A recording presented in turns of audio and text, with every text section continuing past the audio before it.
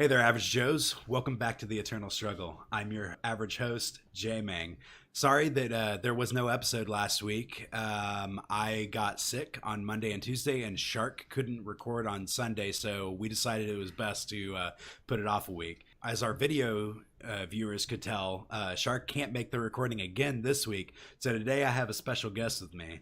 A guest so illustrious that it'll blow the bowl cut right off of your third grade class photo. He's your average hero when it comes to ETS grinding. He loves his banana peels and he's a Yetis aficionado. Our friend BassoonBuffoon. How you doing? Hello! I'm happy to be here. I'm your substitute teacher today. No funny business, you guys in the back. Yes, and if you stick around long enough, you guys may be able to hear some awesome bassoon playing. I'm just joking. That's not going to happen. The VODs are somewhere, dear viewers. I still need to get out and check that out.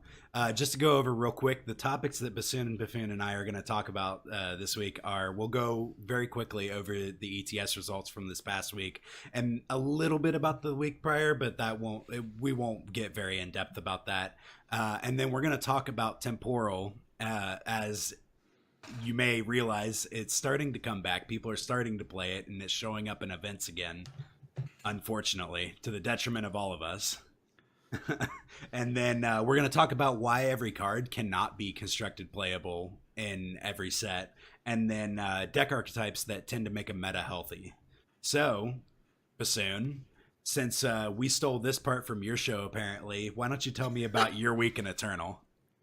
It's been a slow week for me. We're here. We are on the 5th day of the month. So I spent all of last week just camping my top 100 spot. Not really sure, and I didn't really have anything to prepare for. The big ETS tournament is this weekend, and I was already qualified, so I wasn't really playing for points in that guy, and I was camping my ladder spot, so I just spent a week kind of chilling and playing draft, and it was a slow week in the BassoonBuffoon factories. Yeah, I checked out that draft stream. It was pretty fun to watch. I enjoy watching you draft because you're very similar to me in drafting in that we don't really fucking care, like, at all. So, like, because drafting is just one of those things, like, I enjoy the deck building aspect, but I actually don't like playing the games. Yeah, I just don't like playing with, like... Underpowered cards? Oh, gosh. Yeah. Sounds familiar. Yeah, just underpowered cards or like forced synergies. It's like, oh yeah, this deck like has quote unquote synergies if I draw the two cards that I drafted that work well together. It's just like it's like all those like really marginal decisions that I like don't love having to make, but like they're the most important thing about draft. Yeah, I absolutely agree. I think the only time I really enjoy drafting when it comes to like synergistic drafting is like in Magic. There's something called cubing, which I don't know if you've ever heard of cubing, but it's basically... I'm familiar with the concept. Yeah, it's basically all of the most powerful things in Magic into a draft format. It's actually like very enjoyable because you get to play with some cards that are like extremely powerful, and the synergies built there. So as far as for me in my weekend Eternal, I somehow on the very last day of the month, I had a very rough month. The last day of the month, I just played Shark's Stone Scar Elves list to Masters. Like the deck is potent. I don't know if good is the operative word I want to use, but it is potent and it has some pretty crazy nutty draws. And then other than that, I have been trying to learn how to play Voto Combo. I've been trying to commit myself to learning decks, especially the combo decks that I haven't played yet, because the rule set for Eternal is so counterintuitive to me as a Magic player because certain card sequences don't make sense to me. So like, for instance, you and I had spoke about this, but for the listeners and viewers, I couldn't figure out how to beat a Face Aegis with Voto Combo because I thought that if I sacrificed my Vodacon and then brought him back and played him again, that I would be able to sacrifice him again. But because he had Destiny, he went immediately to my Void. Now that would have worked like 3 or 4 months ago. It just doesn't work anymore since they changed Destiny. Yeah, so that's a really important lesson to learn. Unfortunately, it was against your teammate Tony G, so I felt really stupid because he made me play it out, even though a lot of people tend to concede once you start the combo going. But I mean, Tony realized that I'm an idiot. He probably recognized my name and was just like, "Oh, this fucking bullcut's trying to play a combo deck. Let's see if he can do it."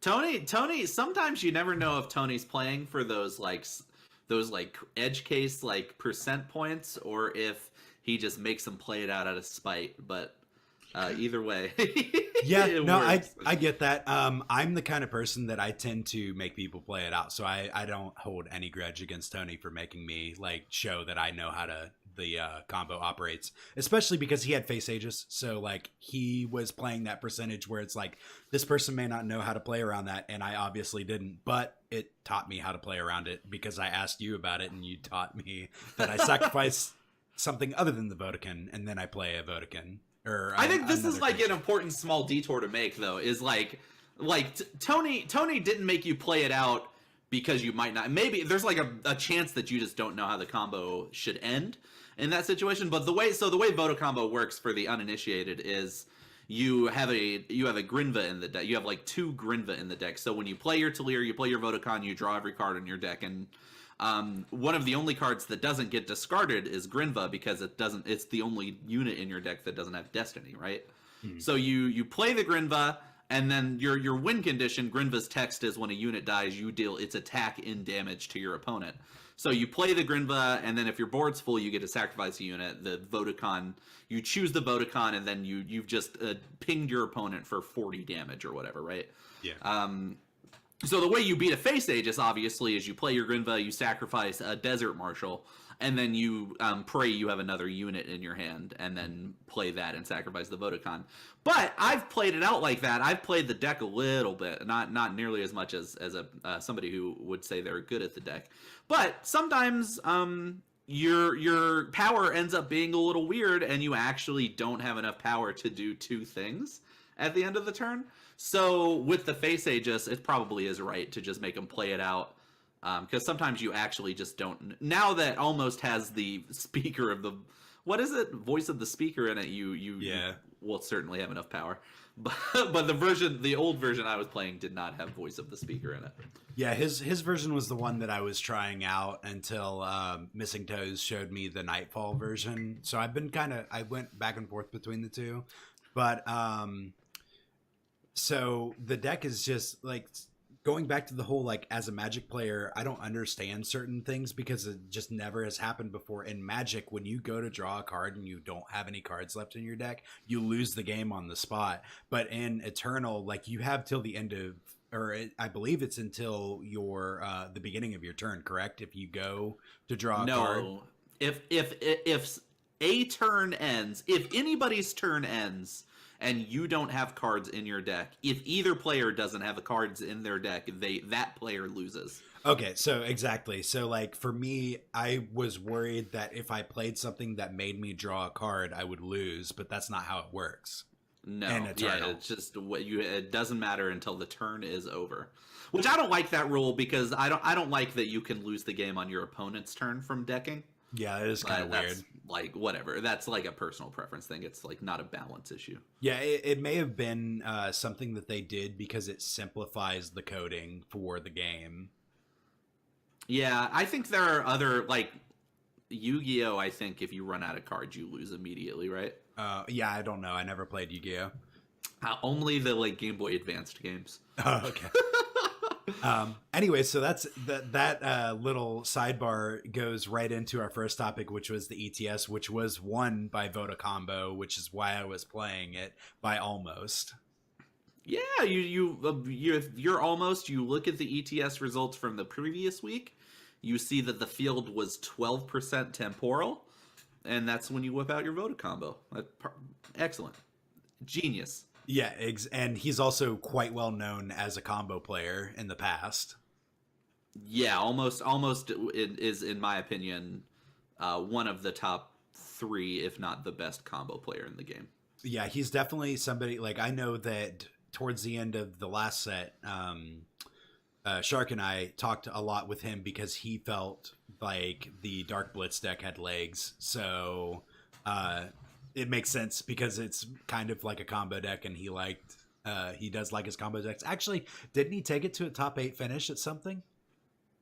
The JPS Blitz deck? Yeah, he did, because he was playing the weird merchants. That was I'm pretty Worlds, sure that was, I believe. Yeah, that was Worlds. That was ETS Worlds, like 2018 finals. Anyway, showing that he's a very good player in every aspect. So I thought it was interesting to go ahead and mention that in the ETS this week, in the top 8, there was not a set, like 2 copies of any given deck. There were 8 unique decks. The longer I play in and pay attention to the ETS meta, the less like faith I have in it to be representative of anything other than the 40 players who entered that tournament. Yeah, and you're correct. Everybody who enters the ETS is such a hipster, and I think everybody's hiding their secret tech, and from like the week, because this weekend we got like the seasonal invitational. Mm-hmm. So yeah, it's cool, it's interesting, but I think the longer these tournaments go on, the more I'm like I think we have like this like very small metagame pool, and we all are trying to level 3 each other, and no one's just playing the very good deck.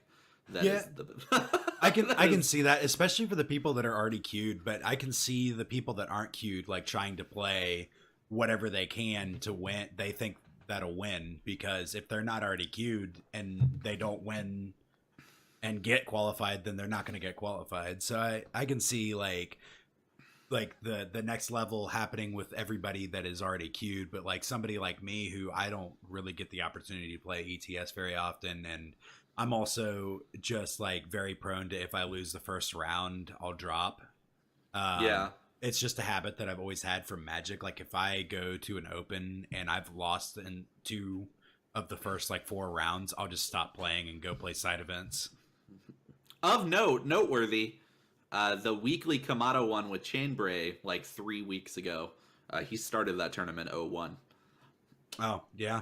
Okay. Well, and I think it's also worth mentioning, especially since like on this cast I'm trying to like cater to the average player, is that you have what, 4 top 8s? Maybe 4 all time. I've top 8'd 3 times this season. What I'm most proud of about that, though, is that it's 3 different decks, which I think is neat. Yeah, I do love that Eternal makes it really easy for you to play a bunch of different decks. But the point I want to make is that you've made 4 lifetime top 8s, and this isn't like an insult by any means, but I think your all-time win percentage is somewhere around 55, right? Yeah, at the beginning of the season, it was actually in the 40s. I've just had a really good season. Yeah, and so like I just want to say that that's like a very average percentage, and I think that it's a very good example of why people should try to persevere and just play through.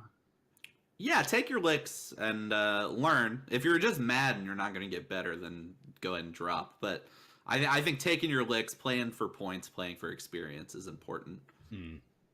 But yeah, so I just think that that's good inspiration and a good reason why I need to stop dropping after 2 rounds. Yeah, you should absolutely do that. Yeah. So, and then one more thing I wanted to mention, there was only 1 copy of it in this week's top 8, but there were 2 copies of it in the top 4 last week. So I believe it made top 4 this week, and then 2 copies last week. Temporal has made its ugly fucking head return, and so people have started to figure out that it's still a pretty good deck that exists. Yeah, that's the thing. The thing about Temporal is the Eternals metas. This is the only card game that I've ever really sunk a lot of time into, but so I don't know if this is indicative of card games in general. But Eternals metagame cycle is always mid-range is very good, and then like, oh wait, decks with harsh rule beat mid-range decks. Oh wait a second, if harsh rule decks are good, then it becomes a race to do the biggest, stupidest stuff possible. And then that's when, like, oh yeah, we'll just make Temporal a thing again. Yeah. Because Temporal does the biggest, stupidest stuff possible. You just have to wait for it. Yeah, exactly. It's a very what I would call quite a consistent control deck. So that goes into our next topic, which we want to talk about Temporal's return. And I mean, I want to get into everything about Temporal. So first off, I would like to do a quick short explanation on what exactly the deck is for those who may or may not know what it is. I'm sure a lot of people do, but there's always somebody out there that doesn't actually know what the deck is. So Temporal is what I would call a hard control deck. It plays, what is it? 8 sweepers. It plays 3 soft sweepers in Hailstorm and 4 harsh rules. And occasionally you can find even more copies of some of the more expensive sweepers. A lot of times they'll go 6 harsh rule effects and add 2 end of the story to the deck as well. Yeah. And then it now that we are in this merchant era, which, by the way, all the posts on Reddit lately have been out of control. But yeah, calm yourself. Yeah. Even though I spent the last episode talking about nothing but merchants, they have adopted the 7 to 8 merchant game plan, which we've already discussed is a very good way to decrease your variance. Not to mention gives you either blockers or chump blockers, because they play the what is it, the primal time one, which I forget what it's called. Great Valley, is that Great Valley Smuggler? It's a 3/3 that can be a 4/4 in the event that they decide to play one of their 2 relics that they typically play in their market, and then they play the 4 Aurelian merchants. And then I think the biggest addition that they got in the last set was the new draw spell, which name is escaping me. Brilliant Idea, is that what it is? That's correct, yeah. Yeah, Brilliant Idea, which allows them to just completely fuel up their hand in one turn. Yeah, I actually, when you were talking about that tournament 2 weeks ago, where Temporal got 2 copies in the top 8, I actually top 8'd that tournament with Haunted Highway, and I lost a game in that tournament because my opponent tapped out with Temporal on 12 power. I swung with a Vicious Highwayman for lethal, and they played a Brilliant Idea for to draw 6 cards, which cost 10 power, and with the Amplify effect, and then they drew a Vanquish off of that Brilliant Idea and played it at fast speed, and I lost the game and was pretty unhappy about it. Oh, I forgot the other humongous addition to the deck, Defiance. Defiance is very, very good anti-aggro, which we'll get to this, but traditionally anti-aggro should be the type of deck that beats Temporal. But yeah, so from there we'll go ahead and go into its best matchups. So the matchups that it tends to be favored against, and we already BassoonBuffoon already mentioned a little bit ago, but it tends to be very good against mid-range decks. It tends to be pretty good, especially with the new additions from Defiance, against non-Aegis based aggro decks. So your Racanos tend to not be able to swing past the Defiances and Smugglers by the time they turn the corner. And then it actually tends to be fairly decent against other control decks I've seen. Do you have any thoughts on that?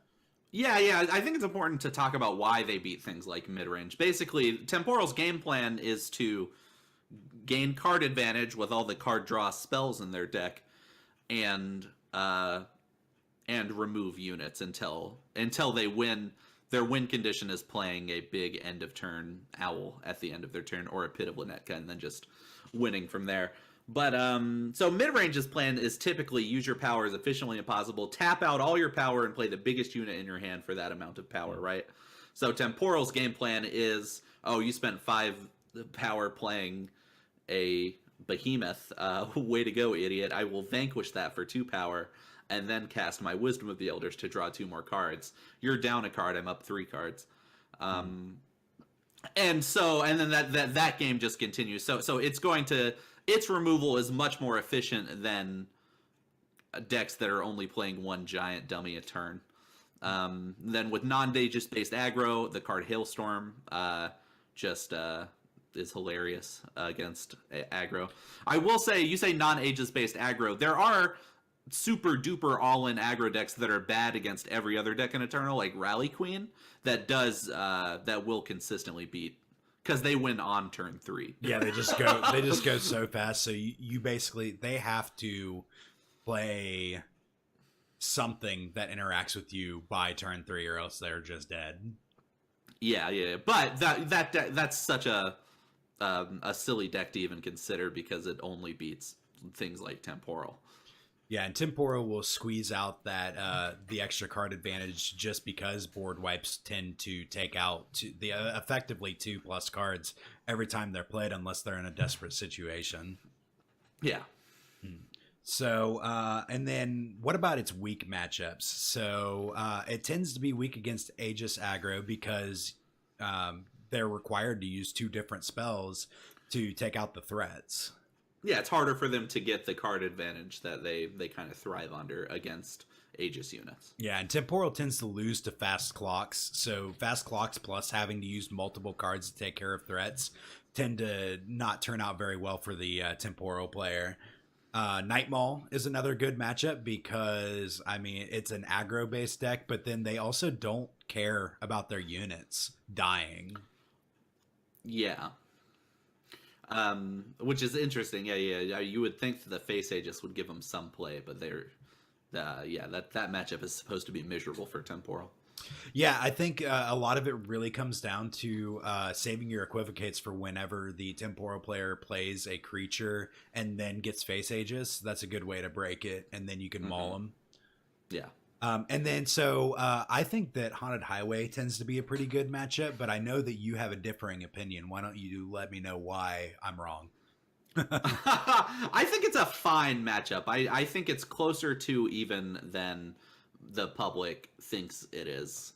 Because basically, the reason that people say it's a good matchup is because Haunted Highway supposedly doesn't really care about their units. They're doing damage from Void, right? But the damage from Void, unless you high roll with like a Dusk Raider and get Berserk on your Vicious Highwayman, Haunted Highway isn't applying enough pressure before Haunted Highway isn't fast enough to apply pressure before Temporal can stabilize and gain card advantage, right? Yeah. They will get a Temporal Distortion up in almost every game against you, and then the game's kind of over once they play that. But then you think about like damage from Void. Like, it's actually Highway does like much less damage from Void than people think.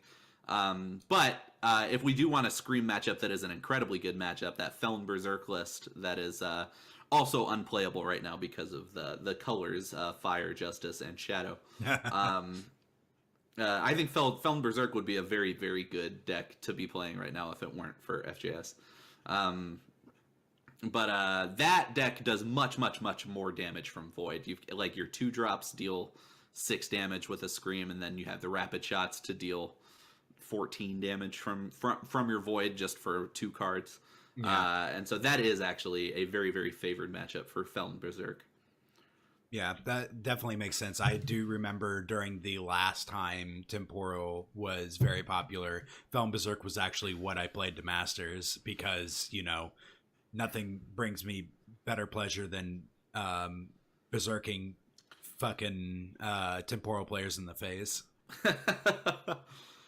So I also think that it's worth mentioning, it's really important when you're playing against Temporal, understanding that you can't really play into their harsh rules, but you also need to apply enough pressure that like a single vanquish isn't going to actually just destroy your game plan. So I think that part of the issue with whether or not people think that certain matchups are good for Temporal is just not assessing how aggressive or how conservative your deck needs to be against them. Yeah. It's a tough. It's a dance that that is very stressful to play. Is applying enough pressure that they have to use their removal, but not losing to their removal. Mhm. So I actually think that other than the fact that people love to gravitate towards control in general, because control is just a style of deck that people enjoy playing because it feels the most interactive, which in a way it is the most interactive. I actually think that Temporal is probably the closest that Eternal has to being an actual 50-50 deck. What do you mean 50-50? So against a open field, they have a 50% chance of winning all of their matches just based up on matchup alone. Okay. So yeah, so I don't know. So I've been playing Eternal for about a year now, Mm-hmm. and I don't know. I think the last time I ever felt a deck was a true 50-50 deck was TJP mid-range during the end of set 3, which was towards the beginning of when I started playing the game, because it felt like it had a good matchup across the open field, but most often what you were losing to was your own mana base. That makes sense. Yeah. That's what Lights Out Ace once said, that TJP mid's worst matchup is its power. Yeah, and I think that that's the same thing with Haunted Highway. I think that Haunted Highway's worst matchup is its own power as well. But the point I want to try and make is I think that a lot of more competitive players tend to gravitate towards it because it's a 50-50 deck. I think that any given game, even against your unfavored matchups, you can have plenty of game. Like, I actually don't think that the matchup against something like Aegis aggro, so like Skycrag aggro, is as bad as it used to be because of cards like Defiance being printed. Yeah, and Hailstorm is like a big offender that everybody has been complaining about for a long time. I actually really liked Hailstorm when it was printed, because I actually, believe it or not, I used to play a ton of Film Control back when it was not a laughably bad deck, and I actually played it for longer than people. I played it into the time when people thought it was a laughably bad deck, but that's another story. But and then all this degenerate, like, I refuse to ever win the game decks started using my beloved Feld card, and now it's like, okay. That's what my problem with the Temporal specifically as a type of deck is that it should be the type of deck that's like, oh well, time, let's all go grab our Oni Ronins then if people are playing Temporal again. But the card Hailstorm really kind of invalidates that thinking. Yeah, Hailstorm, and definitely along with Defiance, it just like the 1-2 punch against aggro. They're playing a full playset of both of those cards. Yeah, and Desert Marshal is also incredible anti-aggro as well. Oh yeah, that's true. I forgot that that's a card that exists sometimes. They either will run the main deck or have one in the market sometimes. It just depends on the player. I'm actually surprised I hate Temporal so much. I resist the urge to play it so hard because I am pretty notorious for playing 50-50 decks in Magic. So like in Legacy, I play a deck called Blue White Stoneblade, which is like basically the 50-50 deck of the format. It is a control deck that's somewhat tempo oriented, and like I don't know, like something about like Eternal and Temporal, for me, I think that it drives a very miserable experience. So let's discuss why it's so miserable to play against. Part of it is that their turns are going to be a lot longer than yours because it is kind of a hard deck to play. I've played probably less than 20 games lifetime with Temporal, and they don't go well because I'm not experienced with the deck and it's kind of hard to play. So there, anybody in, like, when your opponent's turns are twice as long as your turn, it's just kind of lame. It just doesn't feel good. Yeah, I definitely every time I ever play against Temporal, it's not just the game that goes long, it's their turns, like you said. Very often their turns tend to be 3 or 4 times as long as my turns are. No matter the deck I play, I tend to play probably a little too quick, but I think that it's miserable to play against, but it's important to understand that because their deck has so many very specific answers or lines that there's a reason that it takes them so long to play out their turns. So I understand it, but that doesn't mean that it bothers me any less. No, I understand and agree. But and the card Temporal Distortion in itself, which is it's a one of in the market, and we're naming the deck after it because it ends every game they play it. You usually have to get pretty unlucky to lose a game once you've played your Temporal Distortion. That card is one of the most offensive cards ever printed in Eternal, in my opinion, just because it disrupts like the normal flow of the game to such an extent that it's truly. I think if they were to ever just delete a card from Eternal, it should be Temporal Distortion. Yeah, in case listeners don't know what Temporal Distortion does, it's a relic that costs, I believe, 8. It's 7 or 8. It's at the beginning of each turn, it resets your power and then also makes all of your slow spells fast. Yeah, so every spell in your hand is now a fast spell, meaning every time there could be a fast spell pause, you got those. Yeah, exactly. And I think probably if I were to like try and just like pull a number out of my ass as far as how many games you would lose with that in play, I think that it would maybe be 5% of the games that it resolves if it's not dealt with within the first turn. I think a lot of the time on the games that you lose with it out, it probably was the incorrect grab out of your market, because I've had people play it against me and then have nothing else to do with their turn after that. And I think that if that's what you're doing with your turn and you don't have any other plays, then there's got to be a better card that you can pull out of your market. Yeah, and even just the card Brilliant, if you Temporal Distortion, you already have 8 power, which means you're going to get at minimum 4 cards off of your Brilliant idea. That 2-card combo is probably enough to just bury. At that point in the game, your opponent's not going to have that many cards in their hand. Yeah, Brilliant Idea is really, really good at drawing another Brilliant Idea. Oh my god, they're like magnets. It's insane. I think Brilliant Idea actually has Secret Echo. Yeah, for sure.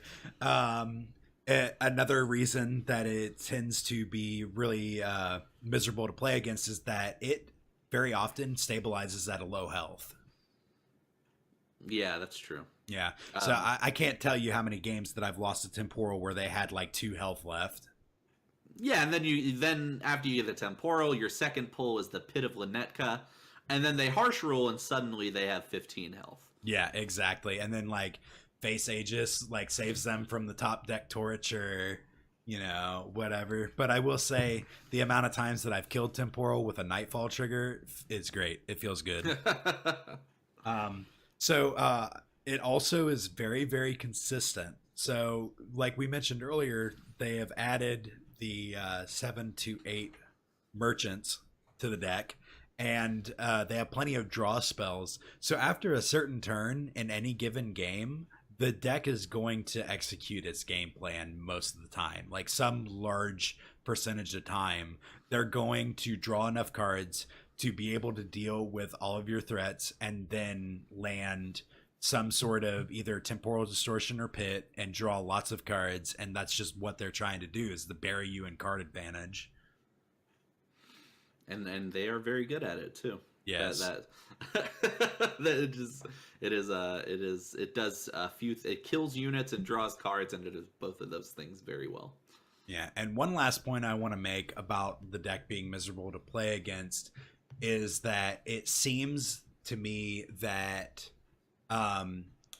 even when the Temporal Distortion lands or like a game goes long, it's hard for me to actually scoop my cards up, especially when they're at a low life and they're stabilizing, because you can still win the game. I mean, there's been enough games against them that I've won where we're at like friggin' 20 turns into the game or whatever, and they're like stabilizing on a low life and all I need to draw is one single card, but then like their turns take forever because they're like, oh, I'm just gonna draw like 14 cards and I'm gonna play like 12 of them, and then on your turn I'm gonna do the same thing over again.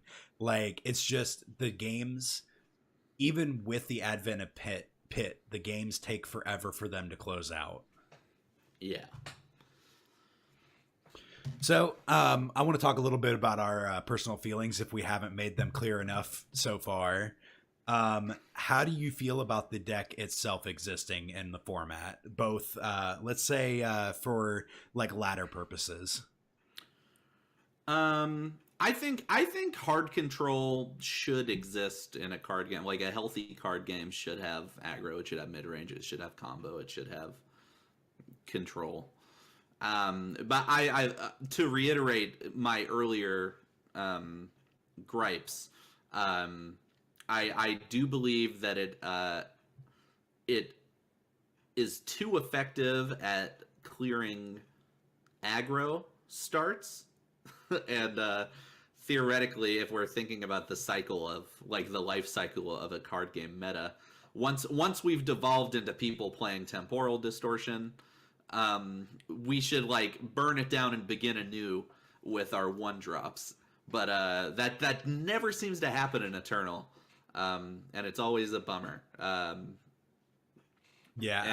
agree. I would not mind the cycle of violence and destruction at all if at the end of it all I got to play Champion of Fury. But that never seems to work out for me, and that's what makes me sad. And another thing, just the flow of the game is like so frustrating and disgusting when temporal distortion is on the field. And I think the game is designed in a way to keep the pace like very engaging for both players, and I'm not sure why they printed a card that ruins that.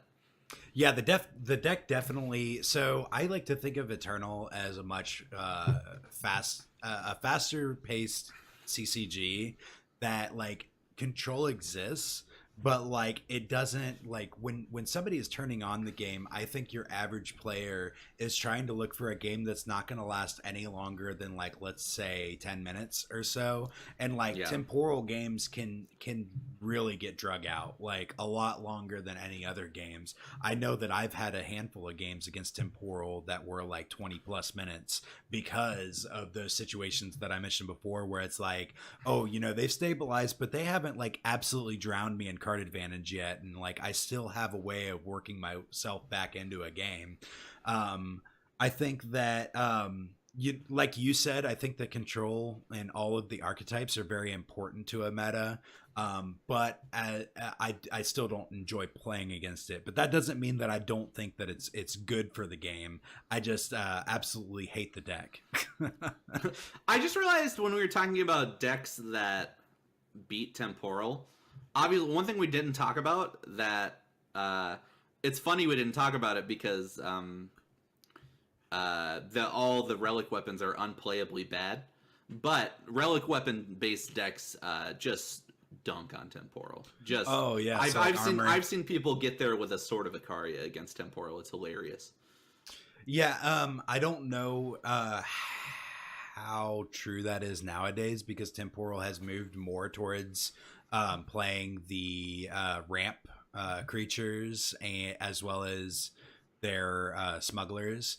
But I mean, sort of the Sky King still has to be good, right? Yeah, there's only so bad it can be. Yeah, exactly. So how about it for best of three? Like, how do you feel about it in ETS or ECL? Yeah, I hate it for all the same reasons. I think knowing in a open deck format, knowing what you need to mulligan for to beat it is I think is probably in the non-temporal deck's favor, because you know what card, like temporal just makes so many cards in every matchup just useless, right? Yeah, they do like essentially the same thing every game until they land their temporal. Like they're trying to just stop you from killing them. Yeah, and they're looking for the same things out of their mulligans usually, unless I just fundamentally don't understand the deck. So in blind formats, they're kind of looking for the same stuff as they would in kind of an open format. But here, we know not to keep removal. If you're playing something like Kenedans, God bless you. But you actually don't want your ends of hostilities against temporal, because there's never going to be anything worth spending 6 mana copying. Yeah, I actually, my opinion isn't like super valid here because I don't play too much Best of Three and Eternal, but I am of the opinion that it is absolutely fine because, um, I mean, I know I bring up Magic so often in this podcast, and I'm sure the people that don't play Magic hate hearing about it. But I've been playing Legacy for a long time, and there was a hard control deck called Miracles in the format. I mean, it's still around, but it's not quite the same. And in that format, when Sensei's Divining Top was legal, your control player could activate it for one and look at the top three cards of their deck and rearrange it in any order. And there's another card called Counterbalance that says when it triggers, like when your opponent tries to play something, it triggers and you can reveal the top card of your deck, and you may counter that spell if the CMC, so the converted mana cost, is the same. So let's say my opponent plays a one cost creature or spell. I, in response to the trigger, activate my Sensei's Divining Top and rearrange my deck and then counter your thing. And so these you can do the rearranging thing at fast speed as many times as you want. That's really funny, actually. So Miracles players would in any given turn would often spin their top multiple times, and each time, if for the unexperienced pilots of the deck, they would take like literally 30 seconds to a minute each time they spun their deck. So like I played the deck enough to where every time I spun my top, I would rearrange within about 3 or 4 seconds because I would actively try to remember what's on top of my deck. Yeah. But like it's just before top got banned, like everybody always complained about how long tournaments went because of it. Now, I don't think Temporal is anywhere close to that kind of issue. So I think for a best of 3 format, when you're expecting to have like a 50-minute round, something like that is fine as long as the players keep it at a reasonable pace. Now, Temporal has been nerfed before. They nerfed a bunch of cards that used to be in Temporal back in set 4. Right before even the Vara campaign came out, there was a month like October 2018. There was a good month, or it was a bad month, that Temporal was like, for sure. that was the only month in the game that I actually considered not playing Eternal anymore. Yeah, but, I was the same way. Like every time that Temporal has been popular, I have either just not wanted to play, or if I was really in the mood to play, I just play Skycrag aggro. And Skycrag was, in my opinion, better back then than it is now. It's still good. It's still fine, but there's other aggro options out there right now. Yeah. So we've kind of already talked about this a little bit, but is Temporal existing likely to turn you or what you would think of other players away from playing the game? No, I don't think it's broken. You can beat it now. It's not fun. If it were for some reason the most popular deck in the game, despite its like somewhat middling win rate for a meta, when a meta is prepared for Temporal, I really think that it's probably not I actually think it's not the best deck. I just dislike it. Yeah. But I would love for it not to be the most popular deck. Please don't do that. Yeah, I don't want what I'm about to say to encourage anybody to play the deck, but I am truly convinced that Temporal is the closest to a 50-50 deck that we have in Eternal. But the biggest thing that's holding it back is, even though people enjoy playing Control, I think your average Eternal player doesn't want to sit down and play those long ass matches every single time they turn on the game, because you're not winning fast games with Temporal. Temporal is a hard Control deck. Your games are going long, every single one you play. If you're having fast games, you're not having a good time because you're losing. I'd be just for the record, I'd be pretty surprised if there weren't like 2 copies of Temporal in the next ECQ's top 64. Oh, for sure. I think that so I wouldn't personally do it because I'm not going to put myself through that 28 games of hell trying to get there. But if you're the kind of person that enjoys spending that amount of time playing Eternal and you want your best shot of getting through, God, I'm gonna hate this. I'm gonna hate myself for saying this, but I do think that Temporal has enough tools to beat any deck in the format. Listen, if you're sadomasochistic enough to play your qualifying games on Temporal, start that run Friday night. Yeah, big guy. Don't wait till Saturday. Yeah, you start Friday night and you play at bare minimum half of your games on Friday. That way, when you wake up early on Saturday to play your other half, you know what? Just take Friday off work. You're gonna need the day. These events usually go live around 1 or 2 Eastern.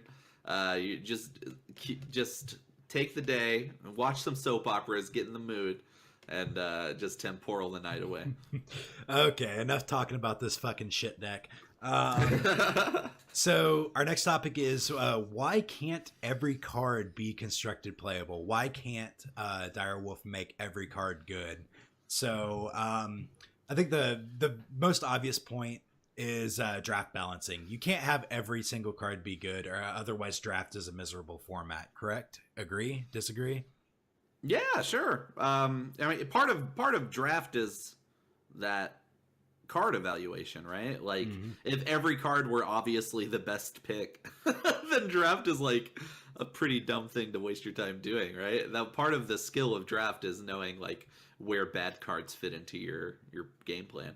Yes, even Cube in Magic, not every card is what people would call constructed playable, because draft and constructed are two entirely different formats. They operate on two very different axes, which is why your average player generally tends to lean one way or the other. Yeah, that makes sense. Ben Brode, I know this might be a banned subject, but what the former lead designer of Hearthstone, like maybe 3 years ago, did a really interesting YouTube video on like why every card can't be good. I'll have to check that out. Even though I don't play Hearthstone, I'm always very interested to hear like a game designer's perspective on why they make cards the way they do. It was a cool thing to watch. The Hearthstone community kind of memed him for this. There's a card in Hearthstone that's like very famously a meme. It's called Magma Rager. And it is a 5/1, 5 attack, 1 health for 3 mana, I guess, is what you have in Hearthstone. And obviously, like, it's a hilariously overstated attack and a hilariously understated health, and it's like objectively just a bad card, probably unplayable in every format that's ever existed in Hearthstone. And there was like this big brigade online that says like, why would you just, this is a digital game, why would you put this terrible card in your game? Like, you looked at Magma Rager and was like, yep, print it. and he did a video explaining like some cards have to be bad, so like you have that baseline. Now a new player comes in, sees Magma Rager, says like 5 attack, wow, I'm gonna play this, and then they play it and it dies immediately, and now you know like, oh, I get why Magma Rager is bad, and now you have that baseline when you look at other cards, right?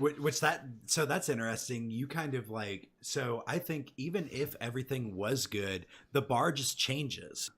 Like, you're still gonna have bad cards, so no matter how good every card is, like, there's still going to be a hierarchy there. Like, I don't think it matters. Then you're just increasing the power level of everything. And if everything's too powerful, your games are too quick, and then nobody wants to fucking play. That's like kind of like an argument that you can make for like formats in Magic. I hate that I bring it up so often, but like formats in Magic that people decide to do like no ban lists. There's a reason that ban lists exist in Magic, and that's because formats that are broken aren't fucking fun to play. You can have fun for one night playing broken stuff, right? Yes, you can have fun for one night playing Flash Hulk, I don't know what any of that means. I'm about to explain it to you. So Flash Hulk is a deck that wins before the game starts. That's actually hilarious. Yeah, it's a game where you create mana in the upkeep of the first player's turn. You cast a card called Flash, which says that you can play a creature at instant speed, but if you don't pay how much it costs, you have to sacrifice it immediately. And so it plays Protean Hulk, which gets sacrificed immediately, and when it goes to your graveyard, or what we would call the void, you search through your deck and get 6 CMC of cards, and that produces an infinite combo that kills your opponent. That's pretty funny. Yeah. So like broken, like, so that was I believe. So you just hard mull for like a 2-card combo, basically. Yeah, basically. Well, it's more like a 3-card combo, but it's a 3-card combo that your opponent mostly can't interact with. Oh, okay. Yeah, and it so it broke there was a Grand Prix here in Columbus, Ohio, back before I started playing Magic again, where Flash Hulk was legal, and it just like absolutely destroyed the format, and they like emergency banned Flash. Like between day 1 and day 2. they well, this was before, well, I don't know if there were 2 days back then, but yeah, like they emergency banned it like the next week because it like just completely like made the format not fun to play. That's pretty funny. Okay, so I think that I kind of like covered it a little bit there, but like natural selection of cards, like you're gonna have that always moving bar. So like whatever ends up being the best in that format is just always going to be the best card. So you're always going to have cards. Like you can't just shove like 300 cards into a deck, number one, because Eternal won't let you, but like you can't just shove a ton of cards into one deck and expect it like to do well consistently, because there's always going to be some cards that are better than others in certain situations. Yeah, makes sense. So yeah, we can probably go ahead and move on from that subject. I don't really know if there's a whole lot more to say about that. I forget who had suggested that, but thank you for the topic suggestion. It's something that I like talking about here and there. So our last topic for the night, or well, for the podcast, is what deck archetypes make a meta healthy. We covered again a little bit when we were talking about Temporal, that the dynamic between the what I would call the 4 major archetypes, which is aggro, mid-range, control, and combo, the dynamic makes a game interesting. How do you feel? Yeah, I agree with it. To an extent, I agree with that. Yeah, that having like that counterplay and making like a meta call that says like, okay, if I'm expecting this, I can bring this, and you get to feel smart and rewarded for thinking, which is cool. Yeah, I think that so you don't want to have a meta like, for instance, I think that the meta that we experienced before the most recent balance changes, major balance changes, I think there's been one patch since then, but when FJS got nerfed, the meta was very, very much a like almost only mid-range soup type meta. And I think that those kind of metas proved themselves to be quite boring. Now, I think part of that issue was because FJS was just so good, it was such a large portion of the meta. But I also think that what I considered was the best deck against FJS at the time was also a mid-range deck. So like you've got something like, I don't know, FJS was like 50% of that meta, and then you got another like 15-20% being FTP, which I thought was the hard counter to FJS personally. I know that you feel different from me about that, but when you've got like 70% of a meta being one archetype, I'm sorry, archetype's probably not the correct word, one style of deck, that makes a really boring meta. Now you brought it up, but I was not gonna fight you in your own house. I was not gonna disrespect you like that. But yeah, I think that matchup I mean, it's a historic format now, right? Yeah. Was probably closer to even than you think it is. Yeah, all I'm gonna say about that is like I think between the ECQ and all the ladder play that I played, I lost to Winchest, I believe maybe like 3 or 4 times out of about 30 matches. So that's sick.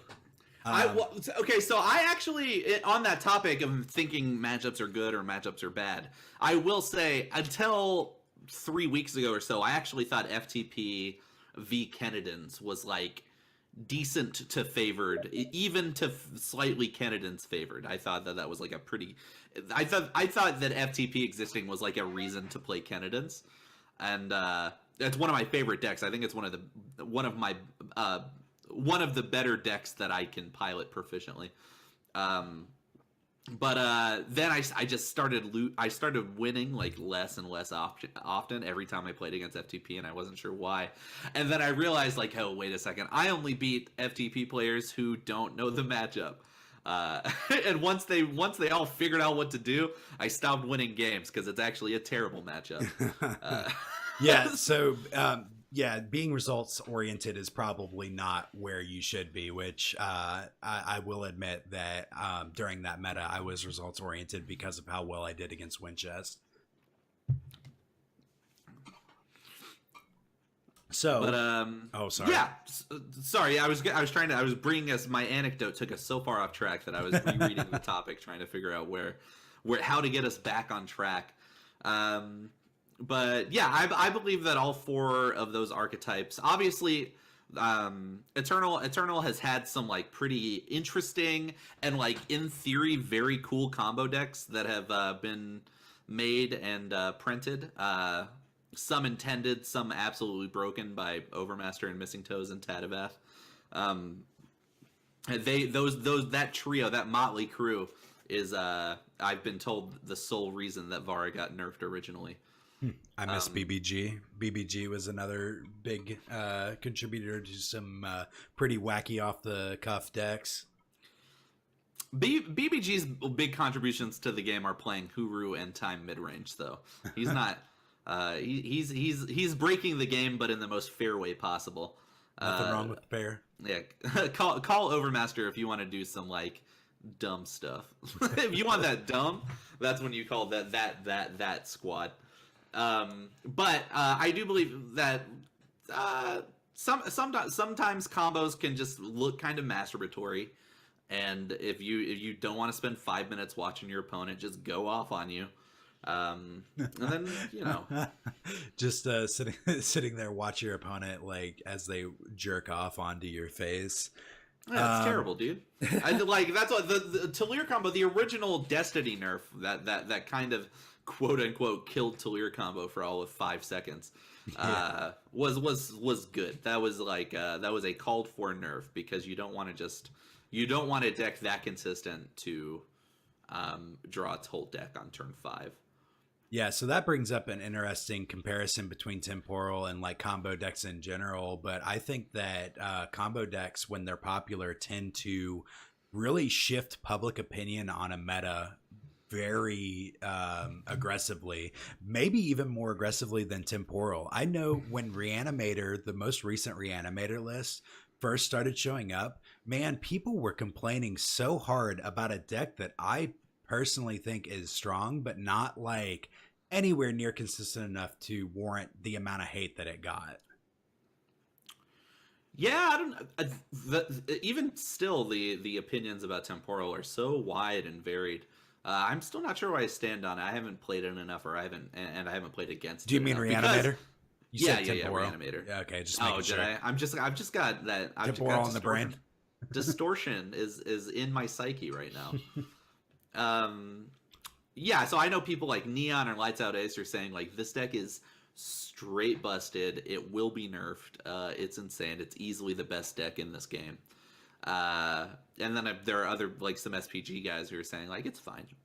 It's a good deck. So I think it's good, but like I feel like you can't make an argument to nerf something like Reanimator for 2 reasons. The first reason is that I don't actually think it's consistent enough to be a knockout contender in a format. It's very powerful. I think that it's a very good deck. But then the other thing too is that there are cards out there that are, I wouldn't say knockout punch, because I think that that's an incorrect assessment of cards like Gavel towards Reanimator, because there is play against it. But I mean, if somebody plays a Gavel and then they follow it up with enough aggression or just even a little bit of aggression, it's very hard for the Reanimator player to come back from those types of situations, as we saw, because Gavel got really popular and essentially pushed Reanimator enough out of the format that either people stop playing it because they're afraid of losing to Gavel all the time, or because Gavel actually just ended up pushing it out because it's that good. I'm kind of iffy on how good Gavel is against Reanimator. It's obviously very powerful, but if you spend a turn playing a Gavel and then you like give me 3 turns to like play power and draw cards, like there's a good chance that I can come back from that.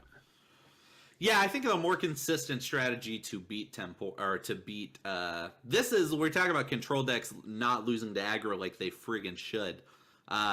These combo decks do lose to aggro pretty, no pun intended, pretty aggressively, like pretty solidly. Your best path to victory is against Reanimator is play charge units or play units in the air and just win quicker than they can do their dumb stuff. Yeah, for sure. Aggro is definitely, from my experience playing the deck, the worst matchup.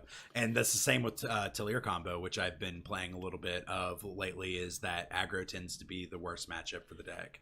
And that's not to say you have to play an aggro deck to beat these combo decks. What that means is you have to access the aggro game plan that every deck has. Even Temporal, if you you have to get a little bit lucky, and like you sometimes you have to play your owl for one, like your Great Parliament for one owl, and that's good enough sometimes. That's your aggro game plan. Yeah, so I don't necessarily mean like in the card selection screen search 1-drops and play Grenadin Drones and Pyronites and get them. but you do have to know how to play aggressively with every deck to beat a deck like this. I agree. You have to make those the threat assessment. You have to determine what you're most likely to get blown out by, or really what I try to do is every single turn I try to assess what play is going to give me the highest percentage of winning the game. And that's just, I mean, that's what you got to do. You have to reassess every single time the board state changes.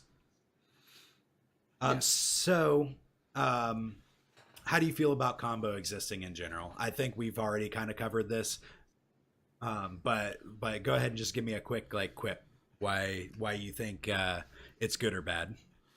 I think for maximum enjoyment of the game, personally, for combo, the peak position for combo to be in is that if your deck does things in a proactive way, it should beat combo decks. And if your deck does nothing but remove units until turn 10, your deck should lose to combo decks. And like right now, like Talir combo and Reanimator probably are in that spot, and I like that. I will 100% agree with you. I actually think that combo and Eternal is, especially in its current form, is at a very good power level, because it's powerful, but it's not overbearing, and it allows the players who enjoy playing combo. I enjoy playing combo in Magic. I've been enjoying playing combo in Eternal, even though I don't particularly feel that successful with it.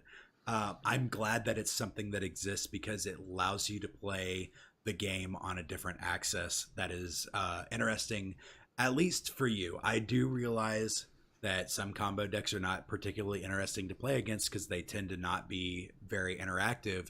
But I think that it's great to exist because it gives people another option.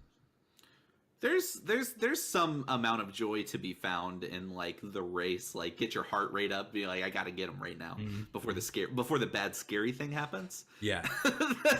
There's if you sometimes they get you, sometimes they don't. When I say the deck should lose to X deck, I mean over the vast expanse of time. I don't mean sometimes they're just gonna have it. Okay, so what do you have to say for the haters who literally every time a combo deck shows up wants it nerfed? Maybe card games aren't for you. Go play a fighting game. Yeah, stop being a fucking bull cut is all I gotta say. A new Smash game came out. That's I hear Fox is very fast and good. Go do that. I just think, and this can be applied to anything. I really wish that people would stop calling for nerfs on cards or anything, like literally within the week that something's discovered. Like Reanimator gets discovered, and it's not even fucking 2 days after the ECQ that Isomorphic top aided, and people are just like, this deck is terrible for the game, I don't want to play anymore. And it's like, Reanimator's not that big of a deal. And the same can be said for a lot of different things. I like FJS needed to be nerfed. That one makes sense. But like looking at the format right now, like I don't even though we just spent half of an episode complaining sort of about Temporal, I don't think that Temporal in its current iteration needs a nerf as far as like power level concerns go. People are just so quick to jump to it, and I think combo is the number one thing that gets the most immediate hate. You can dislike things and they don't need to be nerfed. That's like access that part of the empathy portion of your brain. Except for this is very important, the card Temporal Distortion. Change that card. Yeah. So I mean I agree. Like Temporal Distortion does a lot of very powerful things. Like I will admit I don't think it's too good. I don't think the effect is too good. I just hate it.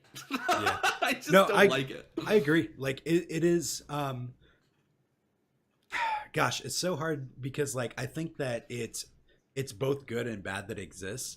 I think that it's good because it allows the hard control deck to exist in one form, but I think it's bad because it's so fucking miserable. Yeah, some people just get off on it being miserable. So, if you hate combo, tell me in the comments why you haven't gone to the barber to get rid of that bowl cut. I was very vocal about saying before the original Talir combo nerf, I was always very vocal about saying I hate this deck, but its one redeeming quality is that it beats Temporal Distortion. Yeah, and like even I think that.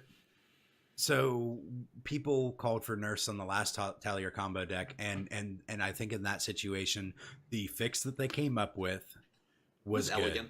It was it was elegant, and I think that fixes like that, whenever these types of situations arise, I have trust in Direwolf and LSV to figure these things out if they truly think that they're problems.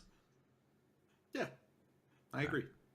All right, so we'll go ahead and wrap up. So the streamer that I have chosen for the week would be Grimfan. I'm sure everybody listening to this know who Grimfan is, so I won't go too in depth. But Grimfan is a wonderful streamer. I very much enjoy watching Grimfan because he spends a lot of time explaining why he's doing things. Grimfan is a smart player. I definitely admire his ability to play Eternal, and I think that he does a very good job for your average player to if you want to learn something, like Grimfan does a very good job explaining his lines and why he's thinking them. Yeah. He's a very thoughtful person, both in and out of game.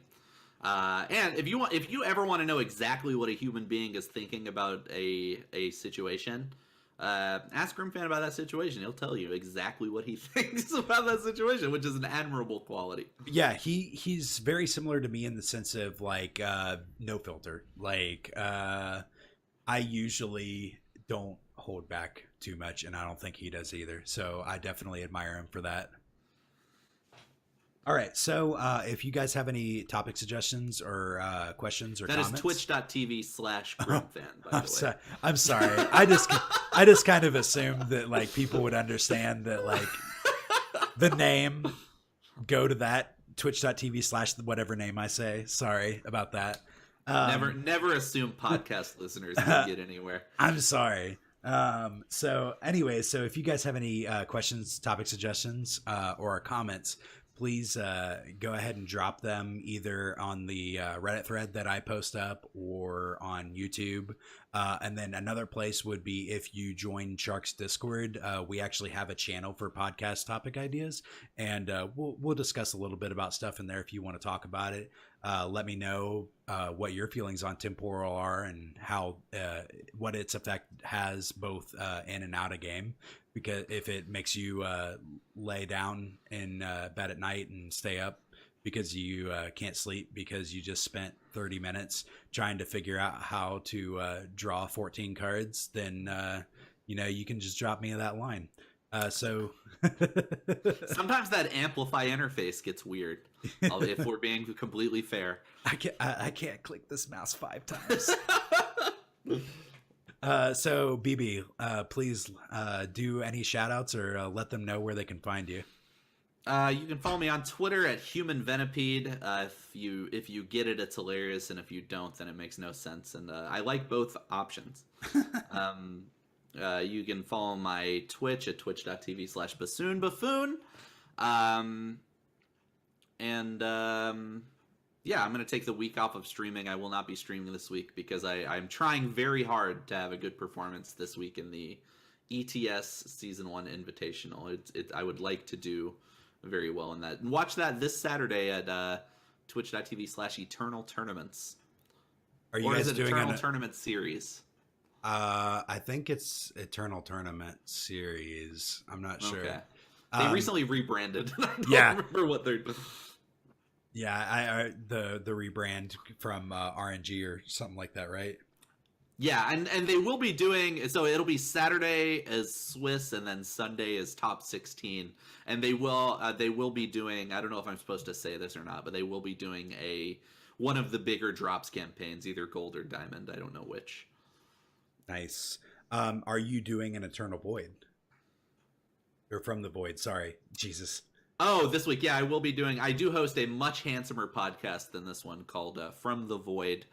And we're crossing the streams a little bit by me being here. But yeah, if you can go to fromthevoidpodcast.com or follow on From the Void on any of your podcatcher apps, where they're all. Our guest this week will be Tony G, if you have interest in seeing that. Yes, he likes to play out games against Voda Combo. Oh yeah, he did come up earlier. I didn't even make that synergistic connection. So you guys can find me on Reddit at JOSU or in BB's or Shark's Discords.